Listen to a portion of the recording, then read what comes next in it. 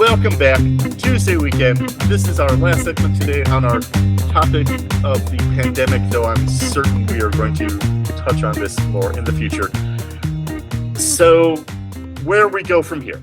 If we all be real nice and try to support our local small business owners and tip generously and are willing to pay higher menu prices, then maybe, just maybe, we can still have family restaurants 20 years from now. Maybe not. Maybe. Automation is another topic for an episode we will get into, and that is another stress that's going to be put on that whole echelon of restaurant. But so with all the, especially behavioral changes, is kind of what I want to get to, and I'm going to try to be brief. People seem less patient, and please at least be cognizant of that. But there's this attitude of people just want what they want right now. There's no delayed gratification isn't really a thing anymore. And it's really, it adds to the stress of any server or bartender job. And there are plenty of people who as individuals handle it better. And there are some people who essentially are very organized, good servers in every respect, except for dealing with that one aspect from the guests. But I'm going to kick it back to Trae first because he has to leave pretty soon. But I don't know, final thoughts on how people are doing right now. I mean, I think the end of the day is, and this is something we talk about every episode, is that remember that the person who is serving you the food, the person who is seating you at the table, the person who is cooking your food in the kitchen, and the person who is cleaning up after you are human beings. These are other people. You could, you're talking about family restaurants, start finding that restaurant that you love. My partner and I are notorious for this, is that we go to the same place over and over and over again. We do become that regular who's like working our way down the menu time after time. We start to know those people, and they're people. That's something that we've lost by going to those Applebee's and Olive Garden and even Denny's, where yes, it's owned by a local person that's got all of this information coming down from a corporate source.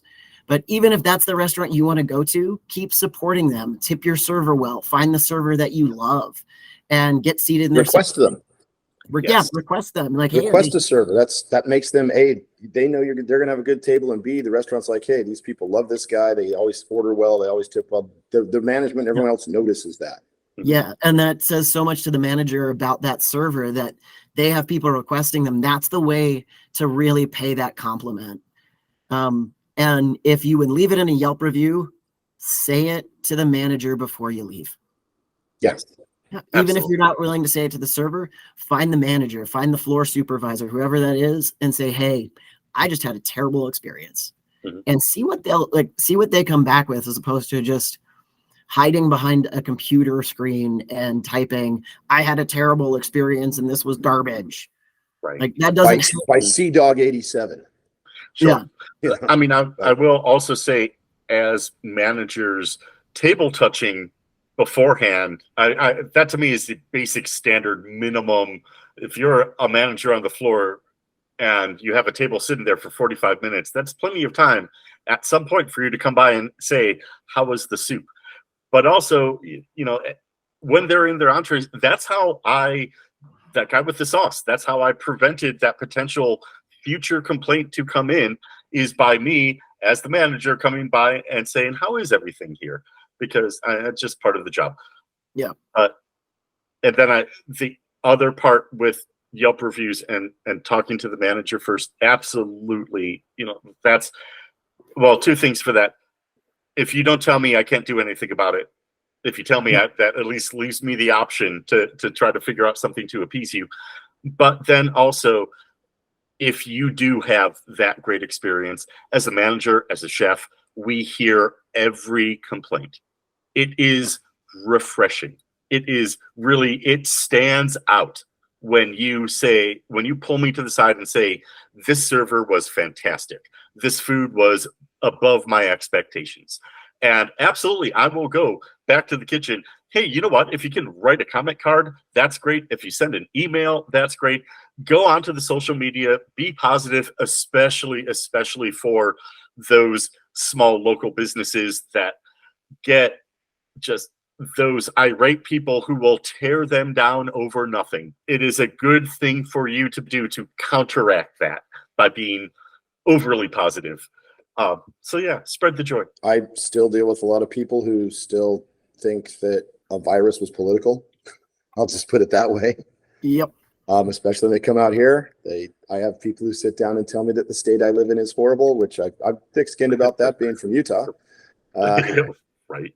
So, I mean, it's like you said, a lot of people come in looking to start a fight. They just do. And I'm not talking a bar. I'm talking a nice restaurant. I'm talking a hotel. I'm talking a coffee shop. There's a lot of people out there since COVID who think that everything they say, their opinion completely is 100% how you should do stuff. Mm-hmm. They easily can tell you every way you can change your place to be better. Well, we don't need that. Like if something's wrong with the food, fine. If you have to wait for a while to get seated, you just have to wait a while to get seated. There will absolutely be a future discussion of the difference between a restaurant reviewer and a Yelp reviewer. I mean, if Mark Bittman comes in and says, "Hey, the calamari was cold," that actually that's a big deal to me. Yeah.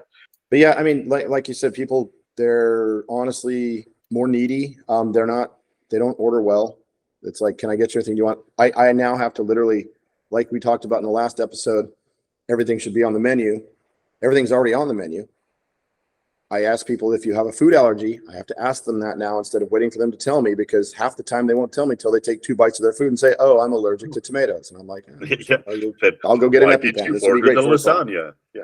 I have to ask them, do you want ketchup with your fries? Do you want ranch? Do you want something else? I mean, I literally have to go through a list of things that can possibly come with that as sides that they might want, or they'll just, I need this, and then I need this, and then I need this, and then they don't think more than 30 seconds ahead. It's been just as even at the hotel where I get people from all over the world where they forget they want something or decide they want something halfway through the meal. I kind of get that. I get you want a different sauce or something with it, but if you want ketchup with your fries, or you want ranch with your fries, actually, and I come out and, I want ranch with my fries. It's like, all right, I've taken your order. I've taken your drink order. I've interacted with you probably for the last 15 minutes, at least a couple times. Anything else you can think of? And I've always asked, anything else you want with your meal? Anything like that? And they're like, no, we're good. Okay. I do this specifically because my kitchen is over 100 yards away. So that run for the ranch is about 200 yards, and it's going to take, I'm like, when I say I'll be back in a couple of minutes, like, oh, you got to make some drinks. And I'm like, no, I have to go to the kitchen, and I'm not sprinting. You see over there where the kitchen is? That's the entrance to the kitchen, and then you have to go into the kitchen. I mean, it's a hotel. It's not small. I will say the inconvenient thing covering over at the Italian restaurant is the casino I work in is fairly large, and my desk over in banquets where I can check my email is a block away. And so if I need to run back quick and grab something, it's not convenient. Anyway, all right. Trae, I know you're on a deadline, but I wanted to just give you the opportunity. If there was a restaurant shout out, we're going to do it this week, just of the in memoriam, the restaurants that we have loved and lost. If there is one that you want to pay homage to, Trae, this is a good chance. Oh, you know what I'm going to say. It's Peel's. It didn't, it was long before the pandemic, but that restaurant had the best damn brunch in New York City. Some darn good pastries, and not just because they made them. And the model was so beautiful because it was both a restaurant and a coffee shop, that you could come in and get a pastry and a coffee and go right back out again, or you could stay for brunch or dinner or lunch. And their coffee bar was sit up at the bar and sit up at the bar. It had everything, and it worked. And that was really hard. And the only reason it closed is because of some crummy New York City real estate BS. All right. And with that, Trae, if you need to take off, thank you. And we will see you next week. See you next week. Bye. Have fun. I need to mention, it breaks my heart that Prino's has closed. In Bolingbrook, Illinois, suburban Chicago, where I grew up, at the end of the street was this little Euros joint called Prino's. And when I was in middle school, used to be way back when, I don't know, Stone Age, way back when, my buddy Steve and I would walk up to Prino's, and for 85 cents, we could get a paper lunch bag full of French fries. I know that makes me just sound very, very old, I'm sure, to anyone who's under 40. But they finally this past January closed their doors, and that was really the place. Every time I was back in town visiting my parents, I needed to go to Prino's and just try to, keep their doors open, because of course I'll go to the Portillo's across town too, because I love me some Portillo's, but Portillo's will be okay if not every visit I make to Chicago, I grab a beef there. Whereas Prino's, I just very much wanted to support. So Bolingbrook, it is your loss that Prino's had to close their doors. I hope something good comes into their place. But anyway, and Nick? I actually did this one before. I'm just going to briefly glaze over this one. Pap's Steakhouse again, institution of Bountiful for over 50 years, 60 years, 70 years, 70 years, 80, long time. But the one I want to mention now is also another place in Utah called Training Table, which was this kind of burger place. There was 5 or 6 of them in Salt Lake. But this was the place we always went after games in high school and stuff. Like everybody, freshmen through seniors, you'd see everybody there. Great burgers. In Utah, have this stuff called fry sauce, and they have stuff called ultimate dipping sauce, which was made with a nice hickory and a homemade mayonnaise and stuff, which was great with their cheese fries and everything. Pastrami burger was great. I mean, blue bacon burger. It was just a cool burger joint that had a lot of cool stuff, and they shuttered. I believe it was actually before COVID too.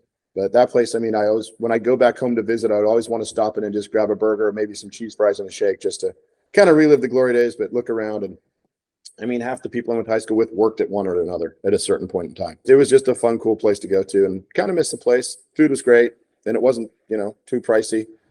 It was more expensive than McDonald's at the time, but it was also much better. So, oh yeah. Well, so kind of my first introduction to a non-fast food burger joint. There you go. All right. And I think that's going to pretty much wrap it up for us this week.